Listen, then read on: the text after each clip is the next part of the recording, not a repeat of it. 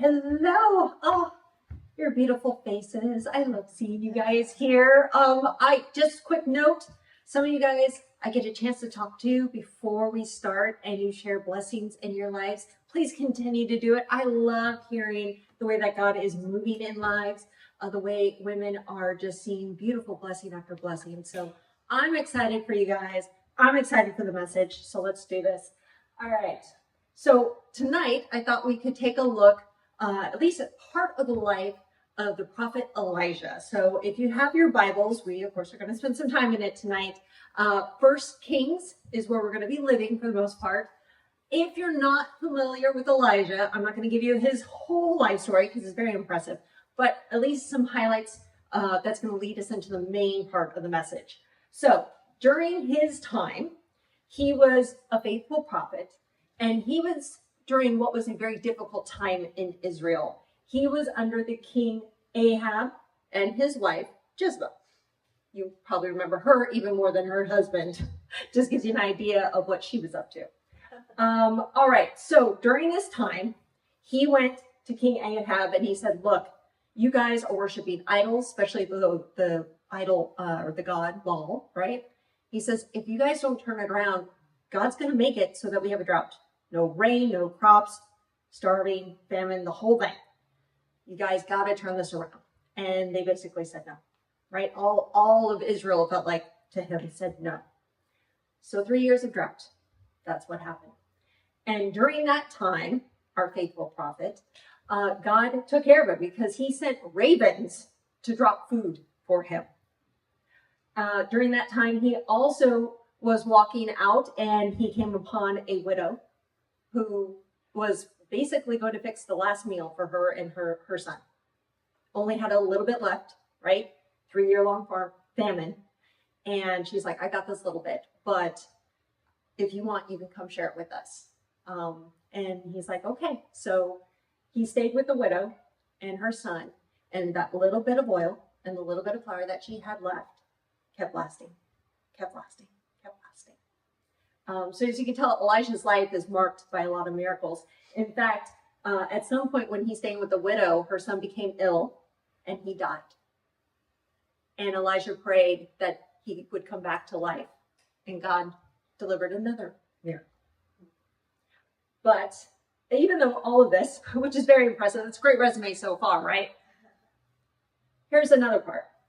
So to bring an end to the drought, he actually challenged the prophets of Baal, this false god. He said 450 of them. I'll tell you what. We'll both build sacrifices to our gods, and we'll pray. And if your God can light your sacrifice on fire, you win. If mine can do it, I win. So after the prophets of Baal somehow couldn't get their God to light their sacrifice on fire, couldn't imagine why, he says, okay, now it's my turn. Just make it interesting. He went ahead and took water all over the wood of his sacrifice, making it almost impossible to set on fire. And yet God sent fire and he lit the sacrifice. So he won, and he proved that not only was his God real, but his God was powerful, and far more so than their false God. By the end of it, they killed all these false prophets of the false God.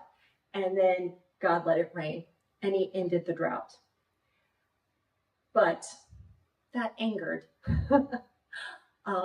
Queen Jezebel, because that was her God. And so she had something to say about that.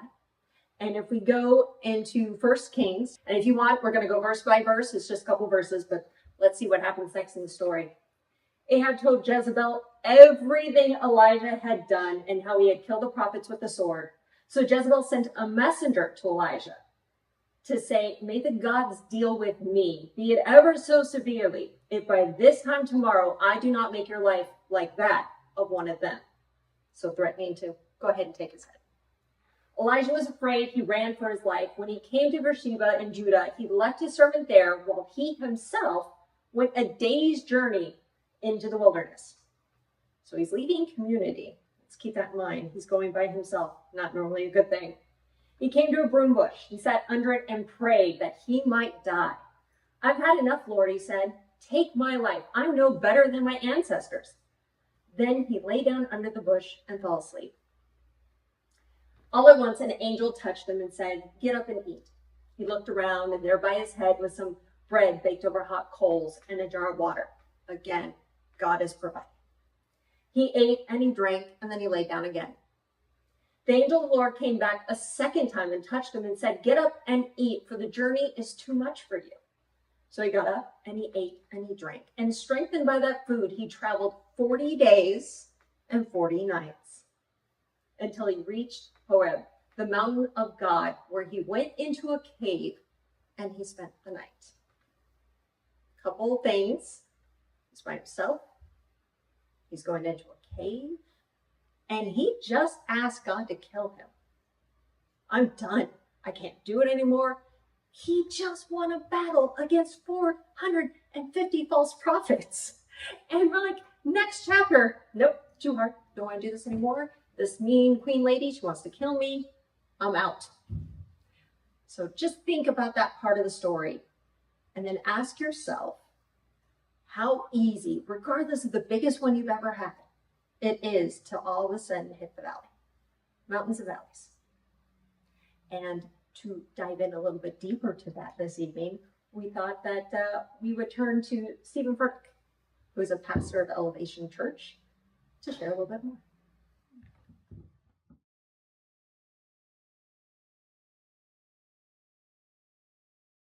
I think he shares a message we all can use and take to heart. How easy is it to forget about all that history, all that God did?